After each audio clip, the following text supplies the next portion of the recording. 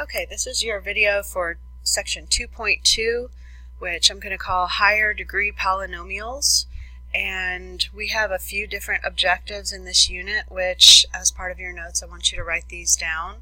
We're going to use transformations to sketch graphs, and we've already done that some in the last chapter.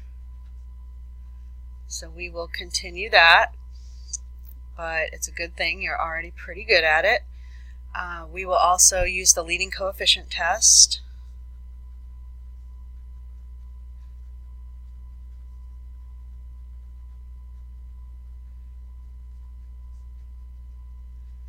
To determine end behavior of graphs.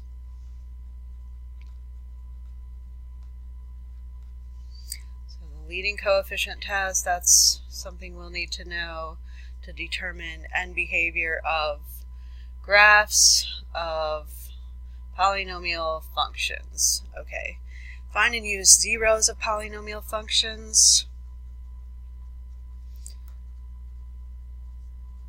So there will be some factoring involved. So we'll practice that. And let's see, we're going to use the intermediate value theorem.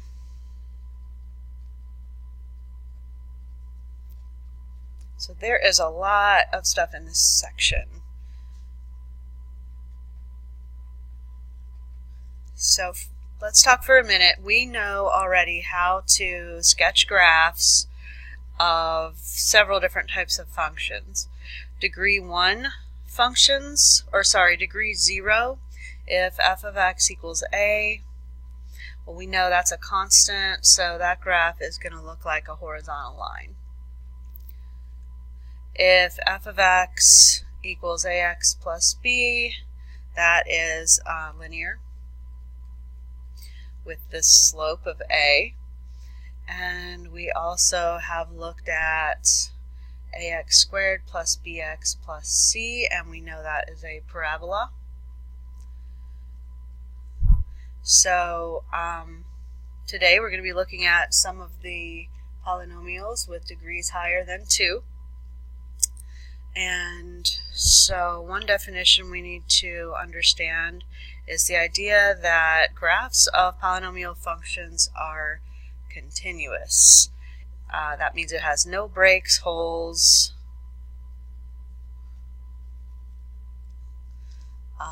gaps. So piecewise functions, even though they're functions, if you have to pick up your pen when you're drawing it, it is not continuous. So all polynomial functions are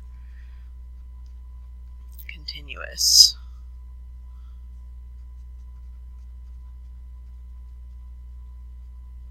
Polynomial functions also have smooth rounded turns. So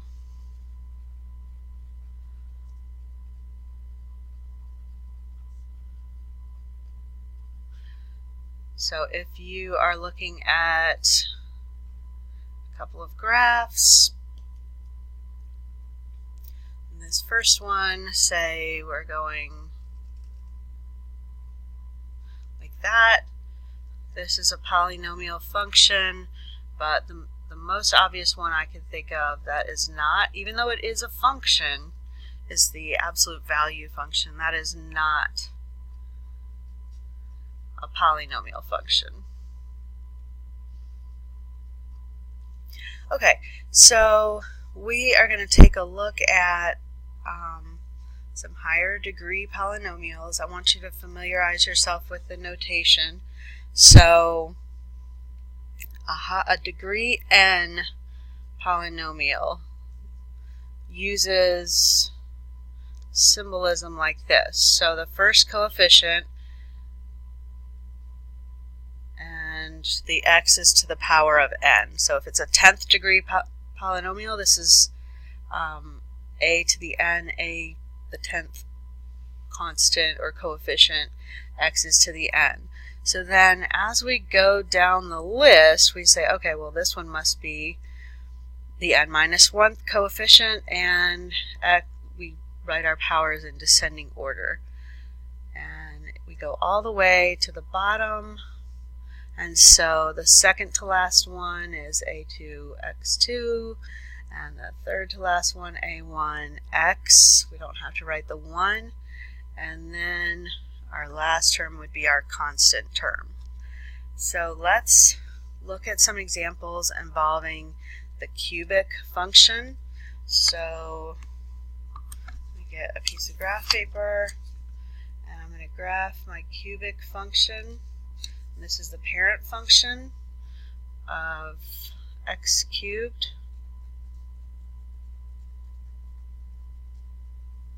So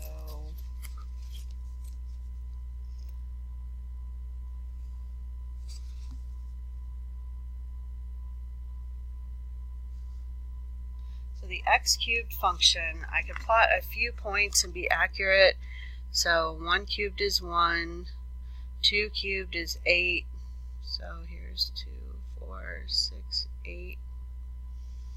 And then negative 1 cubed is negative 1, negative 2 is negative 8. 4, 6, 8. And that goes on forever. There we go. Alright, and so we want to talk about the different features of this graph. The domain is from negative infinity to positive infinity. The range, also negative infinity to positive infinity. The intercept, that's both the x and the y intercept, is at the origin. It is increasing the entire time. So from negative infinity to positive infinity, it's odd, and it is symmetric about the origin.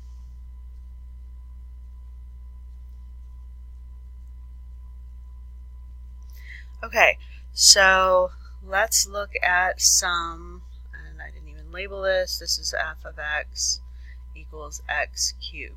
So we're going to look at some transformations of the function x cubed. And I'm going to start a new sheet of notes.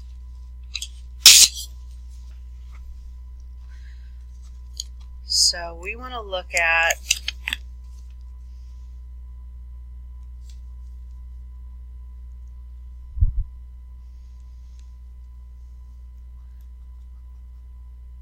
in example 1.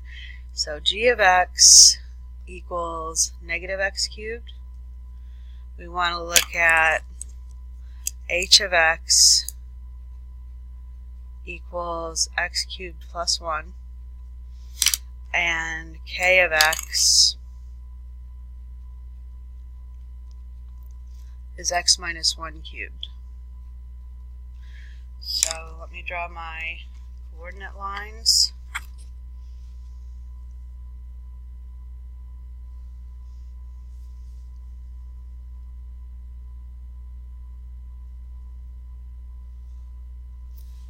So this should be a review for you from last chapter.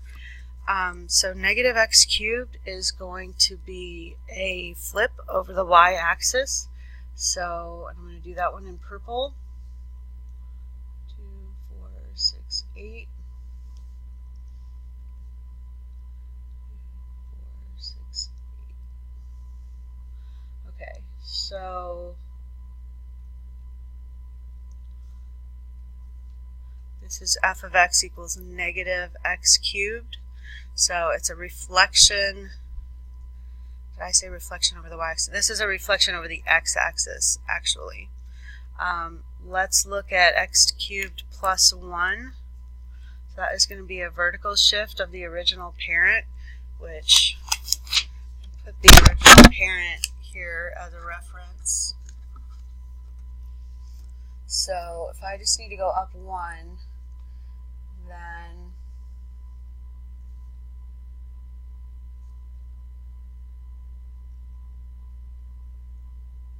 there we go.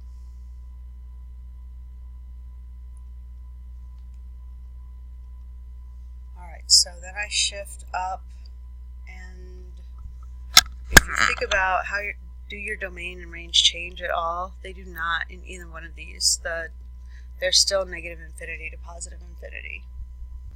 And for my last one, x minus 1 cubed, that is going to be a shift 1 unit to the right. So I just take this critical point and I go 1 unit to the right. And then I'm still back at 8. So the only thing really that's changing is maybe the intercepts. So my x and y intercepts change on these transformed figures. So that was a review, but what I want to talk about with these is the leading coefficient test and our odd and even functions and how we can tell what the end behavior of the graph is.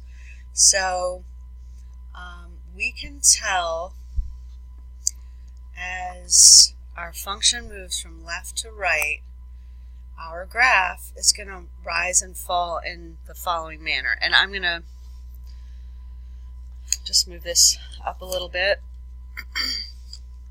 So if we have an odd function, so let's see, let me head this up with the leading coefficient test.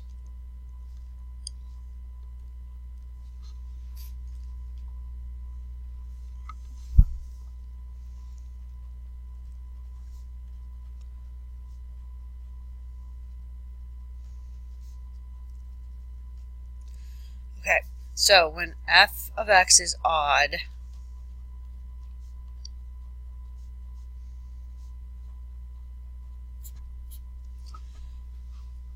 if the leading coefficient is positive, so that is, I'm going to call it a to the n, is positive. Okay, and I should have written that a to the n is greater than 0, then our graph rises, well, it falls to the left and it rises to the right. So you can see in your original function, you've got a coefficient of 1 that's greater than 0, so you end up with some sort of behavior like this and some sort of behavior like this, your end behavior. So with odd functions, one end is down and one end is up, and if it is negative,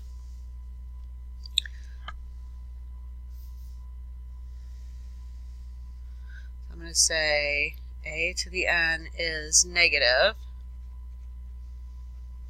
and then I'll rewrite that a to the n is less than 0.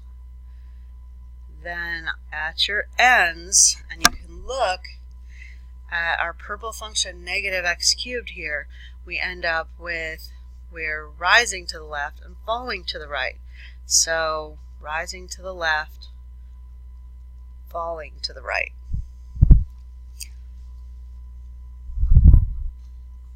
So you end up with your graph going in 2 different directions. Now, if, or when f of x is even,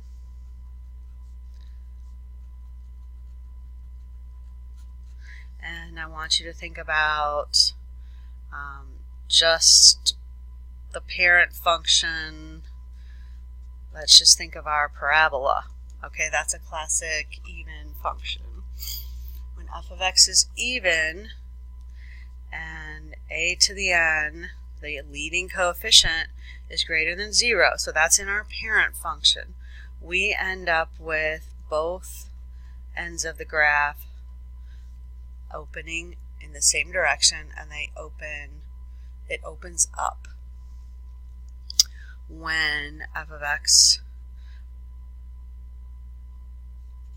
we're still on the even one. So when a to the n, or your leading coefficient, is less than 0, then the classic example is the parabola. Both sides are going to open in a downward direction. So that is what the end behavior of your leading coefficient will tell you about. Okay, so this has the potential to be a really long video, so in order to save time, I wrote down some of the problems for my next example. Now, what I want to do is just talk about what the degree is of the polynomial and what the end behavior will be, and whether it's even or odd. And then I'll sketch the graph using my Desmos app, and we'll verify that we're correct. So here we have a third degree polynomial, so we always name it by the highest one in the polynomial. It has a positive leading coefficient, so we are going to have end behavior that it's going to fall to the left and rise to the right. So as I enter that in, let's see, I've got x cubed minus 2x squared. So you see that's what adds in the little twist, minus x, and then plus 1. So I'm predicting that we'll have a shift up of 1. But either way, so once I've got the entire function in there, I can see it definitely is falling to the left and rising to the right. So let me try the next one. Here we have, so obviously this was odd. Here I have a fifth degree polynomial with a leading coefficient that's positive.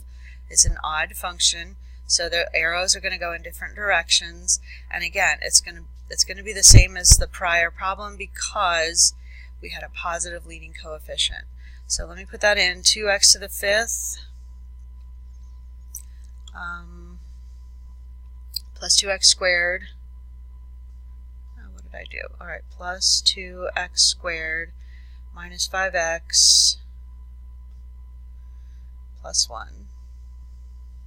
Okay, so it still looks like a cubic. It's an odd function. It's just a little more stretched in there, but we have a similar number of inflection points. If I had had a fourth and a third degree power, we would have had a few more wiggles in our graph.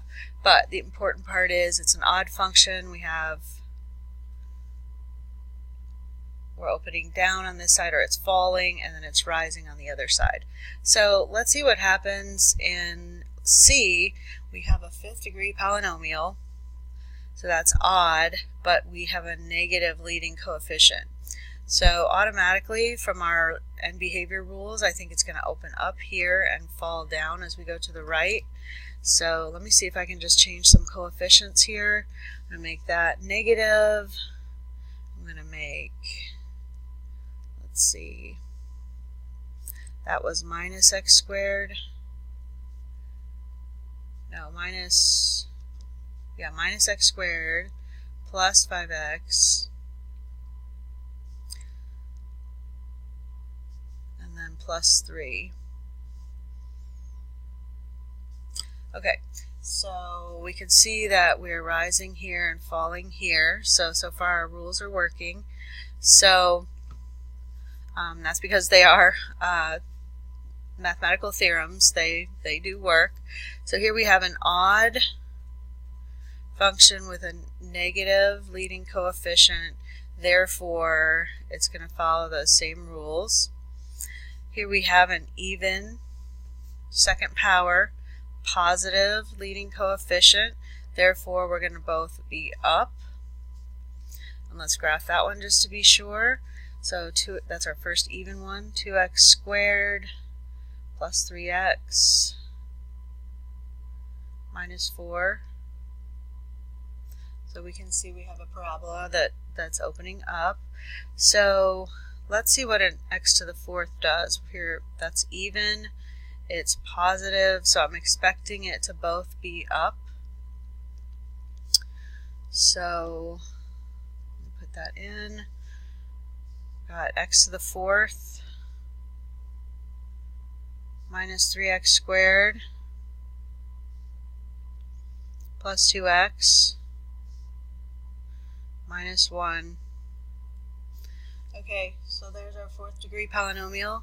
So the graph will do different things, but what we care about right now is the end behavior, and both ends open up. And so here we have an even with a negative, so both ends are going to open down. And here we have an even with a negative. So again, both ends are going to open down. So let's put that one in. negative x to the sixth minus x squared minus 5x plus 4. Okay, so I was expecting something really fancy with a sixth power, but it's really just kind of a skewed parabola looking thing. I guess if it had an x to the fifth, fourth, third, it probably would have some more variation. But what we care about is the end behavior, and it's opening down.